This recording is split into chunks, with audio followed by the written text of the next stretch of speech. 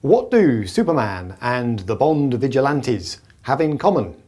The answer is they're both in the news a lot right now, and neither of them actually exists.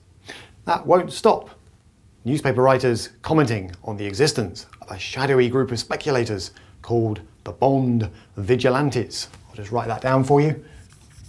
You'll see the name around the place at the moment in the context of central banks and the end of money printing and so on, and this ominous shadowy group of investors called the bond vigilantes. Now, in this video, I want to cover briefly what the theory is. Why do so many people say, oh, watch out for the bond vigilantes? Okay, must be a reason, and point out why I don't particularly worry about them, and I'm not even sure there is such a thing in existence. Okay, so what's the theory? The theory is this, and by the way, I won't be mentioning Superman again in this video. The theory is that the bond vigilantes are this group of investors who watch what central banks and governments are up to. And if they don't like the look of it, they leap in, okay, and take action and pressure governments to change course. So it quite suits central banks to paint this picture of this group of people out in the bonds market willing to pounce on them if they make a wrong move, because they can then be blamed when the markets are thrown into turmoil. So, who are they in theory, and why would they act in this way? Well, the theory goes that the bond markets were and are controlled by a relatively small group of professional investors, okay? And when they see something they don't like, when they see governments being profligate, okay, spending too much money, everything getting out of control, what they do to demonstrate the fact they don't like this is they push bond yields up. How do they do that? Well, mechanically, there's a couple of ways they could do it. Either they sell their existing bond holdings, and or they refuse to buy any new ones. All right. Now, if that happens, essentially it should, goes the theory, start to push prices down. And if you know a little bit about bonds, that starts to push yields up. And if that last sentence makes no sense, do see my videos, Bond Basics Part 1 and Part 2. Okay. Now, rising bond yields. So don't forget, in the bond market, prices down means yields up.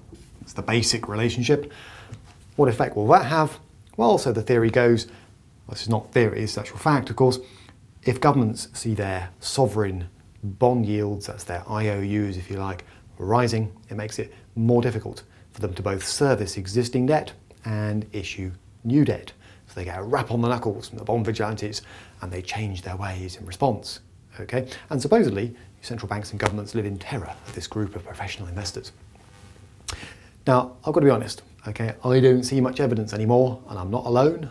Jason Zweig is the same, of any bond vigilantes in existence. It's a nice catchphrase, it suits the press to sort of warble on about it. It sometimes suits governments and central banks to blame the so-called bond vigilantes, but I don't think there's much to be afraid of here. Why not? Well, there are two types of market you can talk about in the bonds market, loosely speaking. First of all, there's the big, well-developed, well-established, massive bonds markets. Think of the US Treasury market, for example, or the UK gilt market. Okay? The reality is, those markets are no longer, if they ever were, dominated by a small group of professional investors who act in concert. Okay? The reality is, an awful lot of US Treasuries, UK gilts and so on are held by overseas investors, and they're held for reasons other than yield. These are not people worrying day to day about the minutiae of yields. They've got other motives for holding that paper, and they've had those motives for quite some time.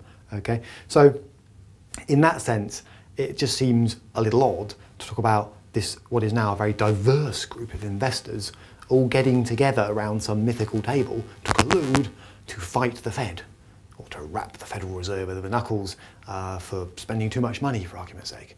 Okay, go to smaller markets, perhaps go to peripheral Eurozone countries, likes of Italy and Greece, and yeah, we have seen in the past few years, we've seen big bond sell-offs, and we've seen yields rising, and we've seen talk of bond vigilantes punishing governments that don't impose enough austerity measures and so on by losing confidence, pushing up bond yields. But what's actually happening there? Is this the bond markets teaching those governments a lesson? No. Okay. What's really happening is investors, and again, they're quite a diverse group, perhaps not as diverse as the US Treasury market, for example, but investors are simply reacting in a rational way to one or two things. Places like Italy and Greece, it's simple, risk. If something gets riskier, be it a bond for argument's sake, it gets sold off, yields rise, pretty much end of story. Okay, it's a rational response as an investor. And or, if you're looking at the reasons why people might be dumping US Treasuries for argument's sake, it's more to do with expectations of inflation. Perfectly rational. The moment people think that prices, inflation might be about to lift off, that's the point where governments will need to start reining in their quantitative easing, reining in interest rate cuts, and then it will be perfectly rational, okay, to potentially move your portfolio away from sovereign debt.